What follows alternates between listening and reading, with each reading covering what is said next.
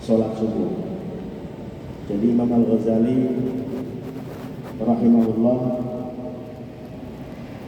menjelaskan bahwa dalam sholat subuh ada qunut. Ini versi Imam Al-Ghazali. Nah, di sini dikatakan qala al-mu'allif rahimahullahu ta'ala wa nafa'ana bihi fi 'ulumihi fi darin amin. Wa la yakhussu al-imamu nafsahu bid-du'a'i fi qunutis subuh. Wa la yakhussu al-imam. Imam tidak boleh mengkhususkan doanya untuk diri sendiri. Ini kalau imam misalnya di luar sholat kita pimpin doa, atau habis sholat kita pimpin doa misalnya juga. Terus doanya itu mesti untuk jamaah, jangan untuk diri sendiri. Bagaimana kita bedakan untuk jamaah sama diri sendiri? Biasanya dalam doa itu ada dhamir. Dhamir itu adalah sesuatu yang menunjukkan apakah dia kembali kepada dirinya sendiri atau kembali pada jamaah. Kalau dalam doa qunut itu Allahumma hdina fi man hadait. Dhamirnya ma berarti untuk kita semua. Tapi kalau imamnya bacanya Allahumma hdini, ya Allah berilah petunjuk pada diriku sendiri. Ya, kalau kita jadi imam atau kita ingin doa bersama-sama, itu berbeda dengan kalau kita berdoa sendiri. Kalau kita berdoa sendiri, doanya pakai dhamir ni, Allahumma hdini fi man hadait. Ni itu artinya untuk diri kita sendiri. Tapi kalau kita menjadi imam atau kita memimpin doa untuk jamaah, dhamir ini mesti kita perhatikan. Karena di dalam syarah ini dikatakan kalau ada orang menjadi imam, kemudian doa qunutnya itu dhamirnya kembali kepada diri sendiri, itu disebut dengan khianah, mengkhianati. Berdoa untuk umum, untuk jamaah banyak, tapi bunyinya adalah untuk diri sendiri. Ya Allah berilah petunjuk pada diriku. Nanti makmumnya mengaminkan amin, tapi makmum hanya mendoakan pada imamnya sendiri. Nah, ini disebut dengan khianat oleh pensyarah kitab ini. Karena itu menjadi imam ketika memimpin doa itu harus perhatikan dhamirnya, dan memang harus tahu dan harus dipikirkan doa yang akan dibaca nanti itu apakah ada dhamir-dhamir yang akan kembali. Misalnya kalau kita memimpin doa untuk orang banyak, kalau kita berta'awudz itu bukan a'udzubillah, tapi na'udzubillah, pakai nahnu na'udzu, ya, kami memohon perlindungan. Tapi kalau a'udzubillah itu artinya aku, dia sendiri, ya. Dhamir yang tadinya sendiri itu harus diganti dengan nahnu. Nahnu baik itu di awal maupun di akhir. Na'udzubillah. Nas'alukallahumma, kami memohon kepadamu ya Allah. Nas'aluka, bukan as'aluka. Kalau as'aluka berarti untuk diri sendiri. Begitu juga kalau dhamir di akhir, Allahumma hdina fi man hadait, wa afina fi man afait, wa tawallana fi man tawallait, wa barik lana fi ma a'tait, wa qina bi rahmatika syarra ma qadait. Wa qina bukan wa qini. Kalau kita baca doa qunut ketika sholat sendirian, itu baru dhamirnya ni, Allahumma hdini fi man hadait.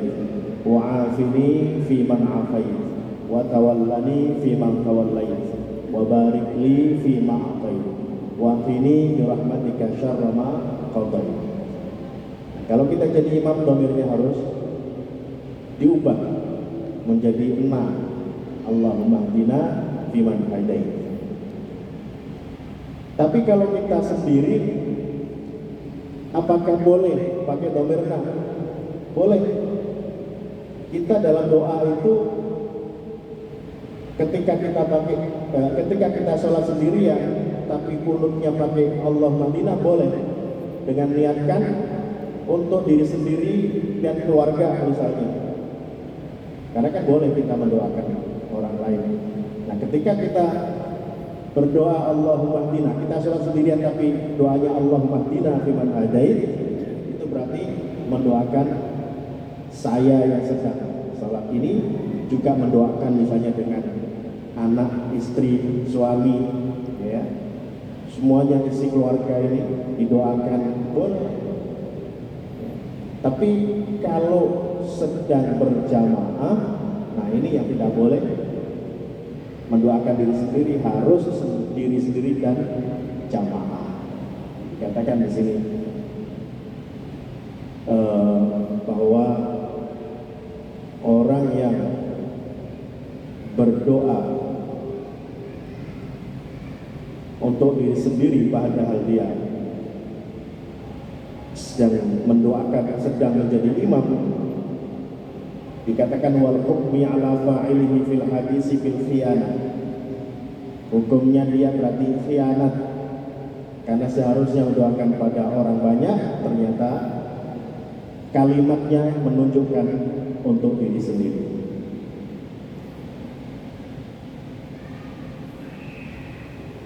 Wa yajharu bihi, doanya itu, doa qunut itu jahr, ya, supaya didengar oleh makmum. Wa yu'minu al-qawmu wa la yarfa'una al-aidi. Nah, di sini ini ada perbedaan pendapat. Menurut Imam Al-Ghazali, doa qunut itu dibaca tanpa mengangkat tangan. Ya, berdoanya tetap tangannya di bawah, tidak mengangkat. Tapi tentunya ini hal hanya afdaliyah saja menurut beliau. Tapi ulama lain berpendapat karena sedang berdoa, etikanya berdoa itu yang angkat tangan, meminta, ya kan? Jadi ini bukan masalah yang rumit ya, ini masalah hanya afdaliyah saja menurut pendapat masing-masing. Nah, kita umumnya di sini doa qunut itu angkat tangan, ya, angkat dua tangan kita karena kita sedang berdoa.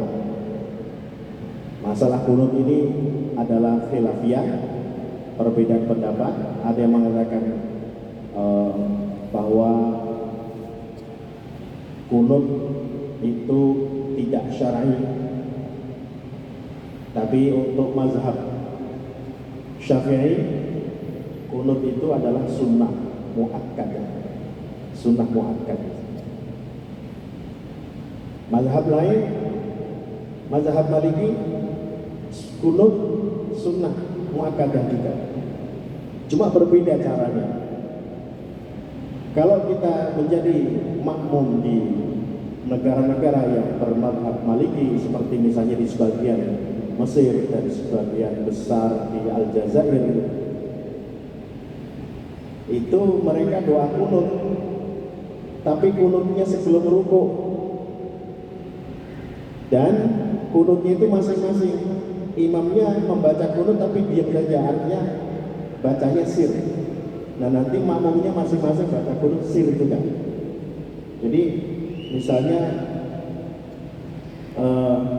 imamnya itu membaca di rakaat kedua setelah baca Fatihah membaca surah, katakanlah suratnya yang pendek saja sebagai contoh, qul huwallahu ahad Allahus samad lam yalid wa lam yulad wa lam yakul lahu kufuwan ahad. Berhenti, diam. menunggu imam membaca kunut, tapi bacanya sir, tidak baca Allahumma hdina fiman hadait, kan diam aja. Kira-kira nanti sudah selesai baca kunutnya, misalnya Allahumma hdina fiman hadait wa afina fiman afait wa tawallana wa barik lana wa qina adzaban syarra ma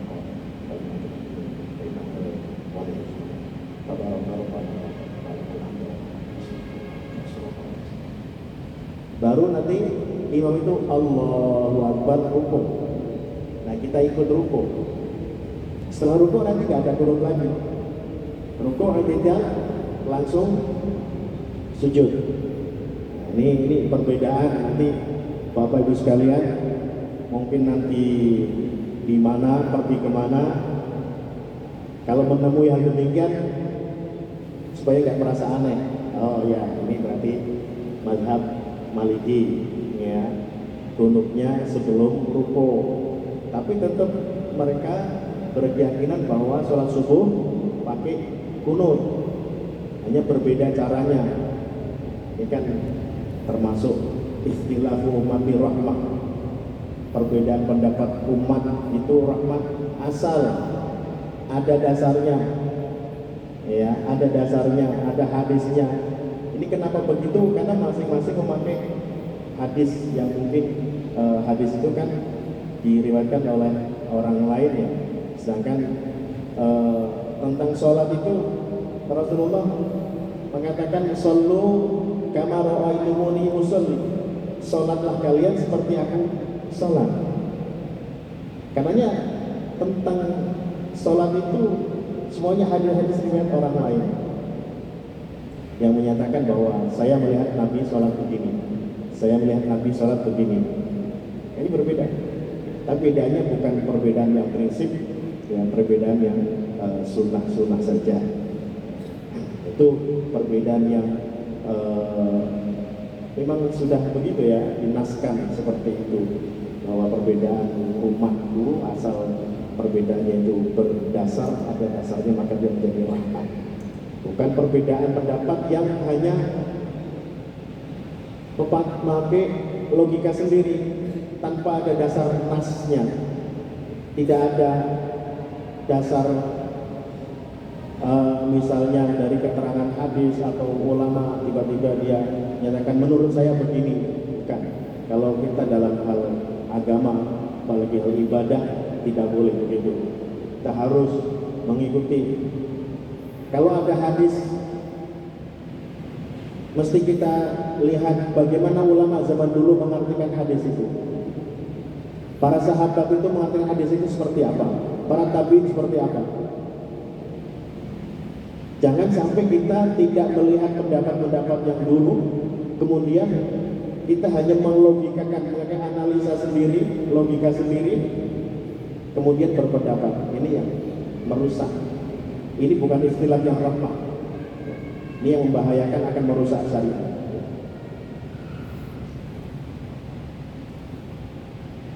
Wa yaqra'u al-ma'mum baqiyatal qunut fi qawlihi. Nah ini.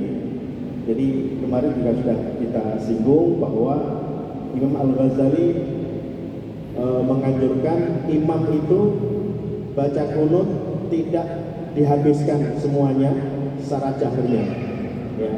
Ketika sampai pada kalimat fa innaka taqdi wa la yuqdu alaik,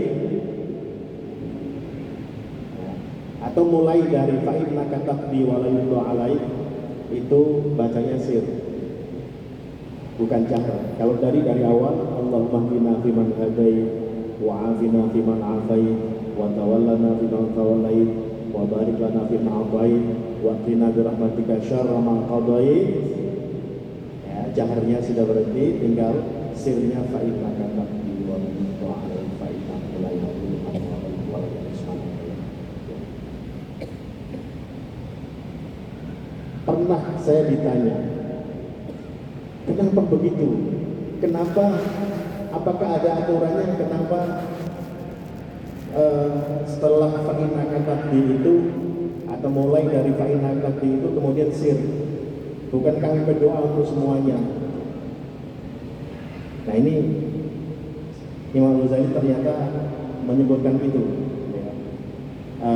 Kalau kita mengira-ngira, kira-kira sebabnya, itu ketika fa'innaka taqdi wa la yuqda 'alaik itu ini adalah taukid fa'innaka. Jadi sudah bukan doa meminta lagi atau memohon perlindungan, tapi ini adalah pujian fa'innaka taqdi wa la yuqda 'alaik. Nah, kalimat fa'innaka taqdi wa la yuqda 'alaik itu tidak cocok kalau diaminkan. Kalau mau bilang amin itu tidak cocok. Ya. Karena itu kalau di Mesir yang asal di Arab, di Mesir kunutnya seperti kita. Itu mereka imam itu membaca jahar semua dari awal sampai akhir. Tapi karena mereka orang Arab, mereka tahu maknanya. Ketika fa'innaka taqdi wa la yuqda 'alaik itu makmum tidak bilang amin, tapi bilangnya asyhad, aku bersaksi bahwa Allah yaqdi wa la yuqda 'alaik. Ya, bahwa Allah yaqdi wa la yuqda 'alaik. Allah yang melaksanakan, menentukan. Yaqdi, qada itu yang qadi itu yang memberi hukuman, yang menentukan hukum, dan yang tidak dihukumi atas Allah. Ini maknanya ada kesesuaian karena mereka orang Arab. Tapi kalau kita misalnya imamnya di sini baca kunut dari awal sampai akhir jahar semua, kira-kira imamnya akan amin terus dari awal sampai akhir, betul ya? Amin, amin. Jadi ini hikmahnya kenapa Imam Ghazali dari dulu sudah menganjurkan itu, kira-kira begitu. Karena lafalnya memang tidak cocok untuk diaminkan. Karena itu ya masing-masing, kalau di sini masing-masing kita baca imam sama makmum sama-sama fa'inna yaqdi wa la yuqda 'alaik, baca secara sim gitu ya. Wala yaqifu al-ma'mumu wahdahu, dan makmum tidak berdiri sendiri. Maksudnya begini, kalau kita sholat ada imam terus ada makmum, misalnya sebaris atau 2 baris atau 3 baris, ada makmum lain datang sendirian, ini baris 1, 2, 3 ini udah penuh. Itu makmum yang datang sendirian itu jangan mengambil shaf sendirian, tapi dia masuk aja ke shaf yang sudah penuh itu, karena walaupun sudah penuh kan di sisi satu di sisi sana. Dan kita yang berada di shaf depannya harus paham, ketika dia datang sendirian itu dianjurkan tidak berdiri sendiri, mungkin shaf sendiri tapi masuk ke shaf yang ada. Kecuali dia sendiri tapi tengok ke belakang ada yang datang, oke, ada yang datang, berarti dia bisa berdua atau bertiga. Ya, tapi kalau tengok ke belakang sendirian, saya masuk ke shaf yang paling belakang itu, jangan berdiri sendiri. Nah, wala yaqifu al-ma'mumu wahdahu bal yadkhulu as-safa aw yajurru ila nafsihi ghayrahu. Ya, masuk ke shaf yang ada supaya tidak sendirian. Wala yanbaghi al-ma'mumu ayatakhar. Sebenarnya makmum ini tidak dianjurkan untuk terlambat, ya. Tapi kan keadaan memang kadang begitu memaksa kita jadi masbuk. Memang sebaiknya tidak masbuk sebaiknya, tapi ya seperti itu. Wala yanbaghi lil ma'mumi ayataqaddam 'ala al-imam fi af'alihi wala aw yusawihi. Makmum tidak boleh mendahului atau membersamai imam dalam gerakan, ya. Takbiratul ihramnya imam dulu baru makmum, nanti rukuhnya imam dulu baru makmum, jangan bersama, jangan membarengi, ya. Bal yanbaghi ayat akhar anhu. Makmum mesti lebih lambat dari imam. Wala yahwi al-ma'mumu liruku'i illa idza intaha al-imamu ila haqqir ruku'. Nah, ini sebaiknya makmum itu mulai gerakan ruku' ketika imam sudah ruku'. Ya, ketika imam sudah ruku' baru makmum bergerak untuk ruku'. Wala yahwi li sujudi malam tasil jabhatul imami dal ard. Ini mungkin perlu kita perhatikan ya. Dan tidak seyogyanya makmum itu bergerak sujud malam tasil jabhatul imam, sebelum dahi imam itu sampai ke tempat sujud. Jadi imam sujud dulu baru kita ikut sujud. Itu yang dianjurkan oleh Imam Al-Ghazali.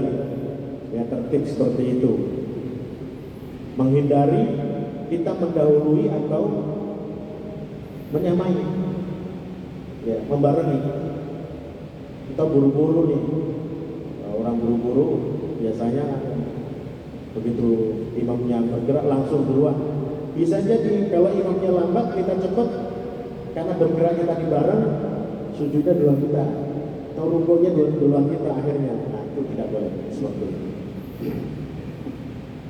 Nah, itulah kira-kira ini pembahasan tentang adab imam sudah selesai, dan kita pada pertemuan berikutnya insya Allah tentang adabul Jum'ah. Demikian, mudah-mudahan bermanfaat.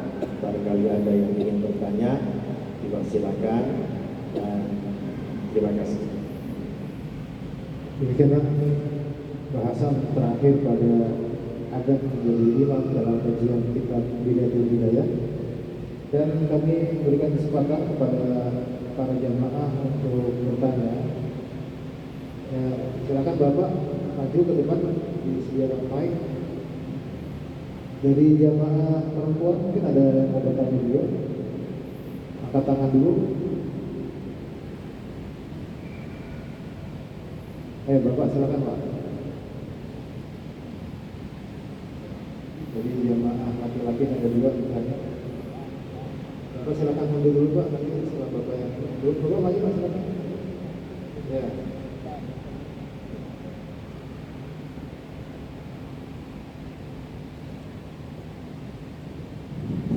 Assalamualaikum warahmatullahi wabarakatuh. Waalaikumsalam. Dengan Bapak siapa Pak? Dari mana? Pak siapa? Ustaz Nudin dari Aceh. Iya Pak. Saya tertarik Pak dari ceramah Bapak itu. Kadang-kadang makmum ini menyamai imam. Kadang-kadang ada juga yang mendahului imam. Jadi yang sebenarnya Pak, kalau makmum itu bergeraknya di mana? Misalnya imam kadang-kadang Allahu Akbar, lama Allahnya. Jadi waktu mau ruku ataupun mau sujud lama. Jadi apa di akbarnya baru di makmum bergerak, ataupun terasa begitu. Kalau sudah akbar itu biasa imam itu sudah akbar itu sudah rukunya sudah jelas ruku, kalau sujudnya sudah jelas sujud di kepala, kalau sudah bisa jadah. Selesai itu Pak. Bagaimana Pak? Terima kasih. Assalamualaikum warahmatullahi wabarakatuh. Waalaikumsalam. Pak Ustaz Nudin, selanjutnya silakan Pak. Sebutkan nama, asal dan Bismillahirrahmanirrahim. Assalamualaikum warahmatullahi wabarakatuh. Waalaikumsalam. Pak Ustaz yang kami hormati, nama saya Kurniawan. Saya dari Tanjung Priok. Mohon izin bertanya Pak Ustaz berkaitan dengan imam. Ketika awal pelaksanaan sholat, seorang imam diperintahkan untuk meluruskan saf pada jamaahnya. Yang kami perhatikan ketika imam itu menyampaikan informasi, seorang imam ada yang menghadap ke belakang, ada juga yang hanya tetap berada menghadap ke kiblat, hanya suaranya yang kita dengar. Yang kami tanyakan, bagaimanakah contoh yang dicontohkan oleh Rasulullah SAW di antara kedua itu.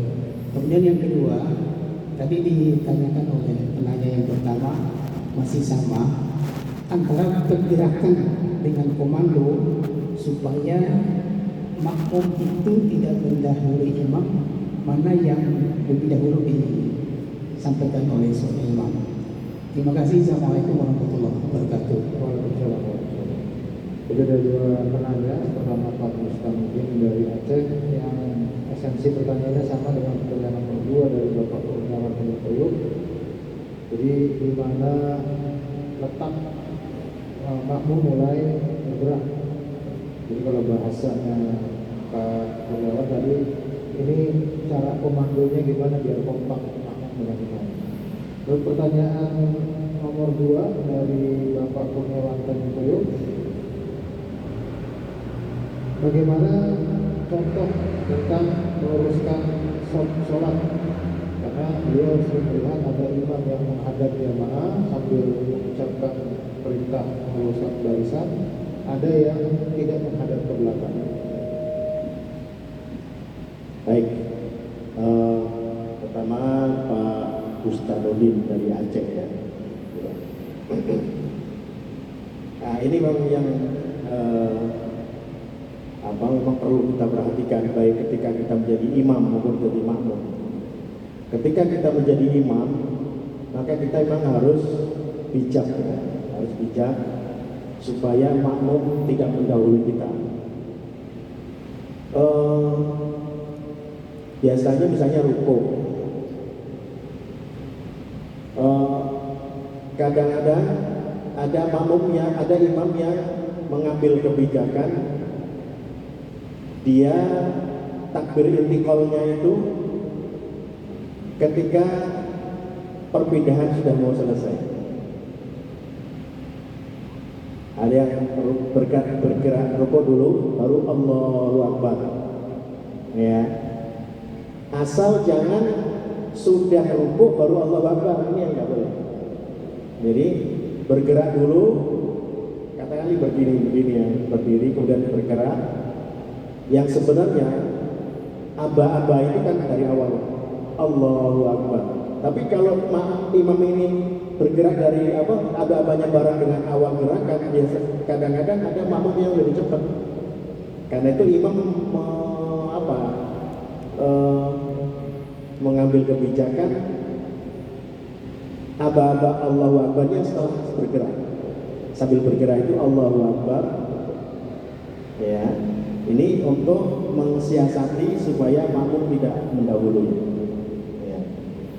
Begitu juga ketika sujud. Memang sebenarnya awal intiqal itu karena takbir intiqal itu ya Allahu Akbar sujud. Tapi kalau begitu karena gerakan imamnya makin lambat, bisa jadi makmum duluan. Nah, disiasati.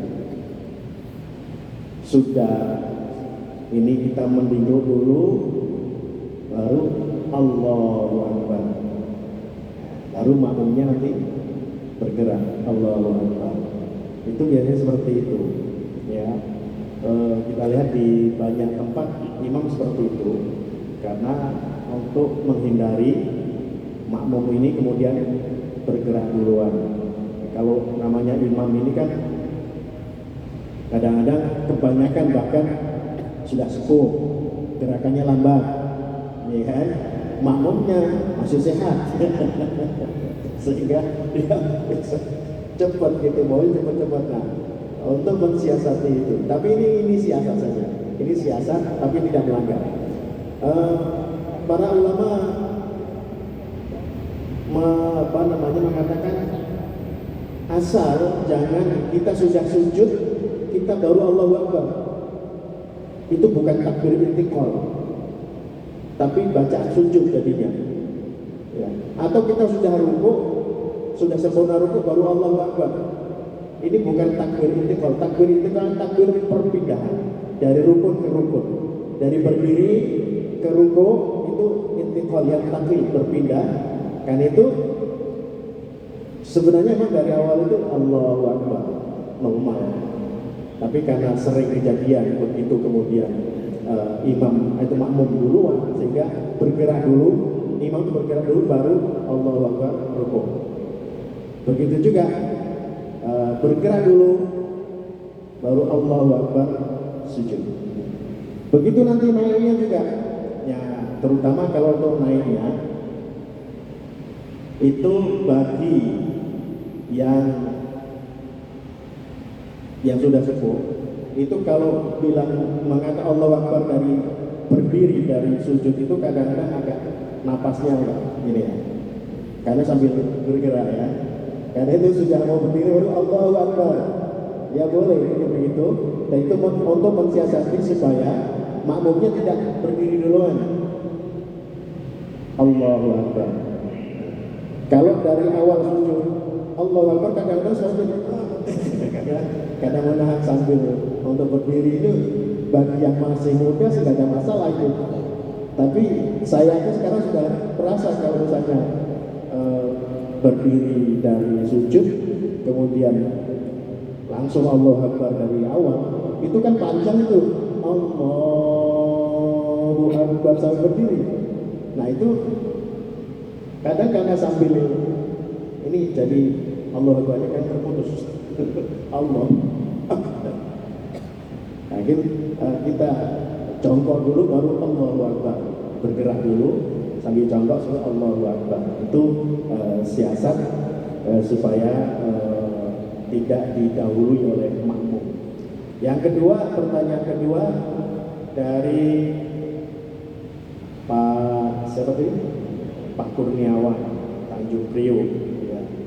Ya, memang di kitab ini di awal pada bahasan yang lalu dikatakan imam jangan takbir sebelum menyamakan makmum.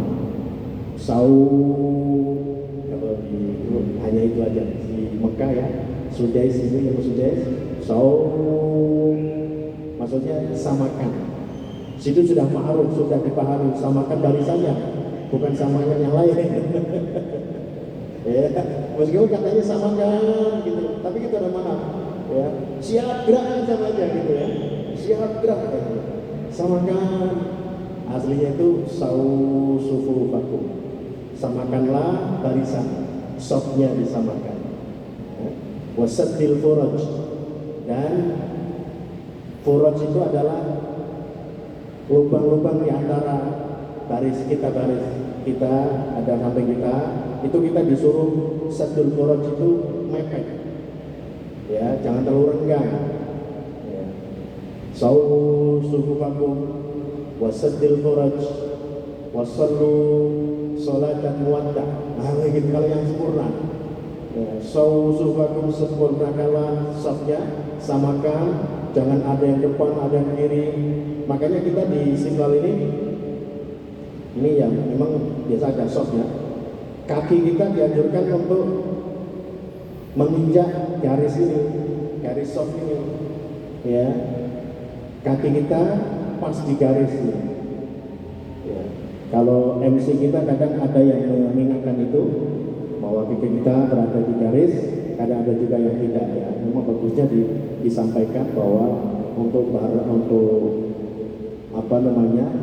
makmum itu sebaiknya kita sebelum takbir itu lihat kiri kanan kita, lihat kaki kita sudah benar belum,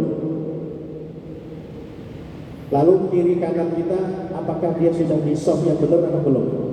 Kalau belum kita bisa ingatkan mundur dikit atau maju dikit ya, mundur dikit kalau dia terlalu maju atau maju dikit kalau dia terlalu ke belakang. Itu kita juga bisa ikut membantu imam merapikan soft. Nah, ada yang belok menghadap ke belakang dulu kemudian melihat, itu yang lebih bagus. Ya, yang lebih bagus. Bahkan ada misalnya dia betul-betul lihat itu, sufufakum lihat dari sana kanan ke kiri. Ada melihat di sana masih renggang, tolong rapatkan. Ya. Tolong Bapak maju dikit. Boleh. sempurnai seperti itu. Jadi bukan sekedar sekedar apa istilahnya itu hanya ngomong saja tapi nggak peduli gitu ya. Tapi kalau tentu ini misalnya jamaahnya ini anak-anak gitu ya, itu biasanya perlu itu kita betul-betul melihat di sini deh maju dikit atau merapat dikit, itu bagus ya. Sangat lebih dalam pelaksananya lebih sempurna seperti itu.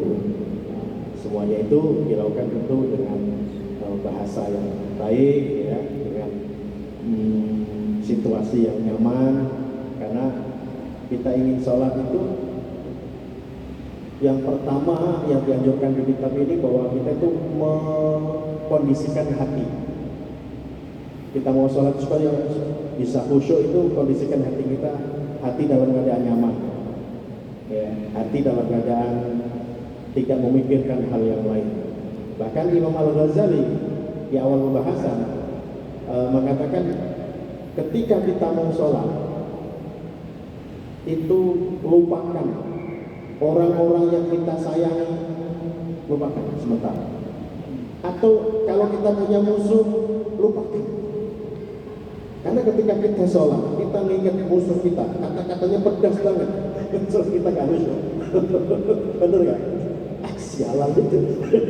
Kenapa dia belum begitu? Wah, kalau tahu tadi saya jawab begini misalnya. Jadi dalam sholat itu gregetan gitu. Karena ketika sholat Allahu Akbar tapi ingatnya dia tuh yang tadi telah melukai kita, yang telah menyakiti kita atau dulu gitu. Karena itu disuruh kalau kita sudah mau takbiratul ihram itu lupakan sementara. Baik orang yang kita sayangi maupun yang kita benci. Yang disayangi dilupakan, kenapa? Karena bisa mengganggu kita juga. Kita jadi melankolis. Ya ingatnya dia. Karena kita sayang, sehingga menurut hati kita orang yang kita sayangi maupun orang yang kita benci, itulah orang yang terdekat dengan kita, yang akan selalu ingat, akan dirasa. Jadi posisinya sama dalam ketika kita mau sholat itu posisinya sama. Kali itu disuruh melupakan dulu. Nanti ingat lagi setelah sholatnya selesai. Ya. Demikian Bapak Ibu sekalian, mudah-mudahan bermanfaat. Dan dari saya coba sekian. Wallahu muwaffiq ila thoriq, wallahu musta'an wa huwa taufiq. Wassalamualaikum warahmatullahi wabarakatuh. Waalaikumsalam warahmatullahi wabarakatuh. Demikianlah dengan berakhirnya jawaban dari 3 pertanyaan dari jamaah dan hadir dari materi utama ini, maka selesai sudah kajian hari ini. Di chat YouTube Istiqlal tidak ada pertanyaan, lebih pertanyaan pada kajian ini sudah kita jawab semua. Kami mengajak kepada para jamaah sekalian untuk selalu mengikuti kajian-kajian yang disampaikan melalui materi utama Masjid Istiqlal.